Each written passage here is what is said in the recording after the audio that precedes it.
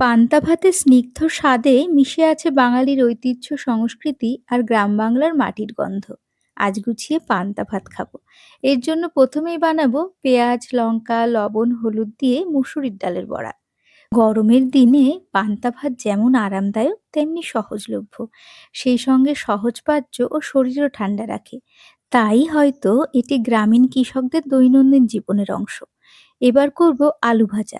লবণ, হলুদ, কাঁচা লঙ্কা, গোলমরিচ দিয়ে আলুটা ভেজে নিচ্ছি। পান্তা ভাত শুধু পেঁয়াজ লঙ্কাতেও সুস্বাদু, তবে মনের মতো সঙ্গী পেলে এর স্বাদ কয়েক গুণ বেড়ে যায়।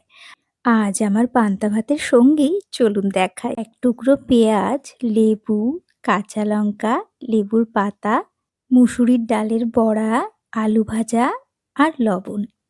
এবার ভাতের মধ্যে লেবুটা চিপে লেবুর পাতা ছিঁড়ে ভাতটা মেখে দিলাম। বাঙালির কাছে পান্তা ভাত স্বাদ ও ঐতিহ্যের সাথে সাথে নববর্ষের মতো বিভিন্ন উৎসবে মিশে আছে। পান্তা ভাতের সঙ্গে বড়া ভাজা, আলু ভাজা সবকিছু মিলেমিশে এক জমজমাটি কাণ্ড। সবকিছু দিয়ে মেখে এক গ্রাস ভাত মুখে নিয়ে সঙ্গে এক কামড় পেঁয়াজ ও লঙ্কা। আহা! একবার খেয়ে দেখো।